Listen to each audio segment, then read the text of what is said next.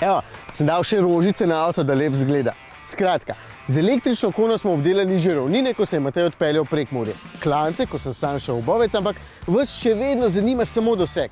Zato je tukaj tretja naloga. Primerjal bom porabo med ravninskim delom in takšnim, kjer se bom dvignil za 717 višinskih metrov in potem vrnil nazaj v dolino. Torej, isti voznik, isti dan, isti avto, enaki pogoji. Isti pogoji.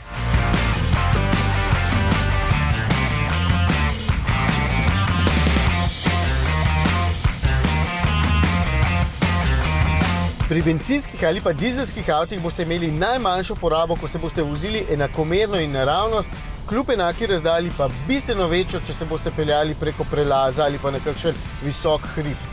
Da se vsa ta masa premika, je potrebno zelo veliko energije in čeprav avto s klasičnim motorjem, torej z notranjim izgorevanjem po klancu dol skoraj da ne kuri goriva, je povprečje na koncu slabo.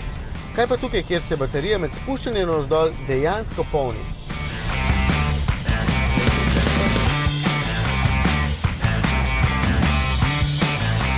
Najprej sem si izbral pot iz Kranja do Kamnika in nazaj. Tale je res čisto ravna in sedaj, ko sem že na več kot polovici poti, je poraba 10,1 kWh na 100 prevoženih kilometrov.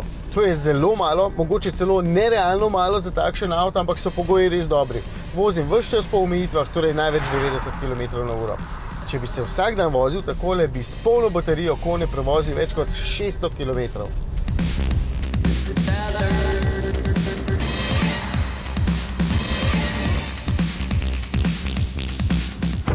Evo, z 11,5 kWh sem zaključil ta del poti. Vem, dolgočasna pot, ampak bo od zdaj naprej bolj zanimivo.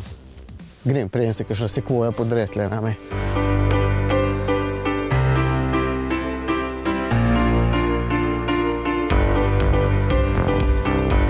Zdaj se vozim izpred dvora na Jezersko, praktično ves čas je klanec. In v bistvu je po eni strani fajn, da ima kona dva potovalna računalnika, čeprav enega ne morem postaviti na 0, kar pomeni na vrhu tistega, ki ga lahko postavim na 0. Pogledam, kakšna bo še poraba navzdol, povprečje pa izračunam kar na pamet. Sicer pa je cesta na trenutke še mokra, ker je zadnje dni deževalo in ves čas opažam, da bi bil 4-kolesni pogon zelo primeren. Vsakič, ko malce močneje pritisnem na plin, evo, se kolesa zavrtijo v prazno. Ampak vem, zakaj ni 4-kolesnega pogona, ker bi enostavno baterijo izpraznil še bistveno hitreje.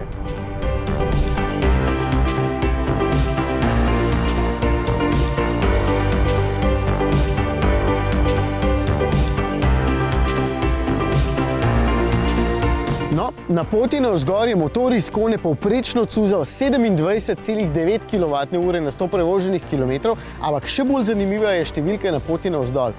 0 kWh na 100 prevoženih kilometrov.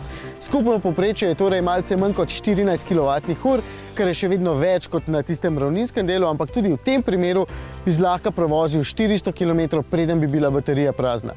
Oziroma samo s porabo pri vožnji po klancu navzgor bi še vedno prevozil več kot 200 km. No zdaj mi pa pokažite klanc, ki je dolg toliko. Greva, jaz sem žejen. Ti pa ne. Še.